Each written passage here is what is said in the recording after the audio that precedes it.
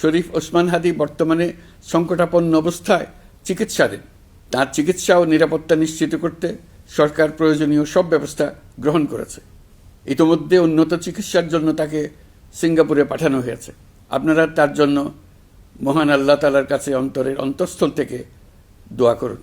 সরকার এই ঘটনাকে অত্যন্ত গুরুত্বের সঙ্গে দেখছে। ঘটনার সঙ্গে জড়িতদের প্রাথমিকভাবে চিহ্নিত করা গেছে। আমি দেশবাসীকে আশ্বস্ত করতে চাই, যারা এই ষড়যন্ত্রে জড়িত তারা যেখানেই থাকুক না কেন তাদের কাউকে ছাড় দেওয়া হবে না। আমি পরিষ্কারভাবে বলতে চাই, পরাজিত শক্তি ফ্যাসিস্ট টেররিস্টদের এই অপচেষ্টা সম্পূর্ণভাবে ব্যর্থ করে দেওয়া হবে।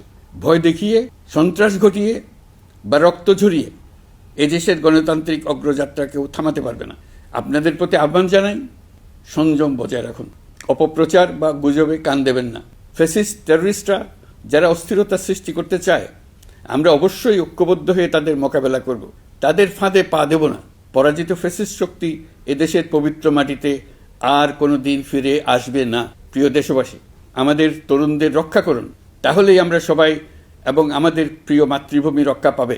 যারা দেশ ছেড়ে পালিয়ে গেছে তারা বুঝে গেছে তরুণ যোদ্ধারা তাদের পুনরুত্থানের পক্ষে ভীষণ রকম বাধা। এই অস্ত্রহীন, ভীতিহীন, ব্যক্তিগত স্বার্থ সম্বন্ধে সম্পূর্ণ উদাসীন দৈনন্দিন এই চেহারার ছেলে মেয়েদের নিয়ে তাদের সাংঘাতিক ভীতি। তাদের লক্ষ্য হলো নির্বাচন আসার আগেই পথের এই বাধাগুলো সরিয়ে ফেলা, নিজেদের রাজত্ব আবার কায়েম করা। তাদের বন্ধুরা যতদিন তাদের সঙ্গে আছে ততদিন তারা এই স্বপ্ন দেখবে। নির্বাচন হয়ে গেলে তাদের বন্ধুরা সমর্থন জোগাতে বেকায়দায় পড়বে। সেজন্যই তো এত তাড়াহুড়া।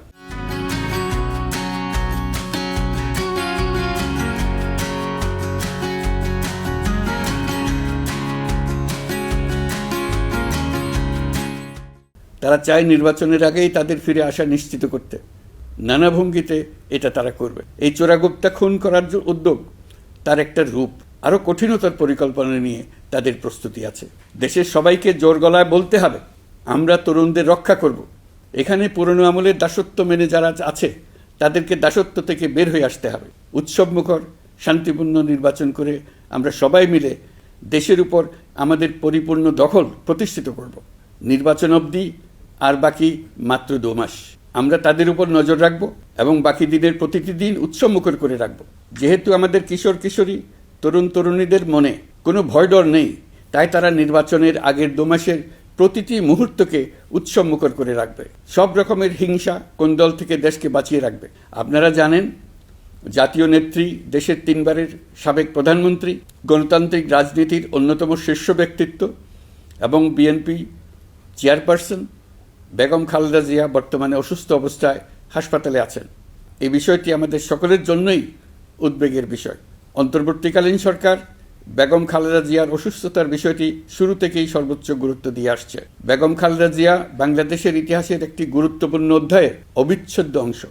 বাংলাদেশের স্বাধীনতা, সার্বভৌমত্ব ও গণতন্ত্রের প্রতি তাঁর অবিচল অঙ্গীকার, দেশের উন্নয়নে তাঁর অবদান এবং তার প্রতি জনগণের শ্রদ্ধাময় আবেগ বিবেচনা নিয়ে সরকার ইতিমধ্যেই তাকে রাষ্ট্রের অতি গুরুত্বপূর্ণ ব্যক্তি হিসেবে ঘোষণা দিয়েছে।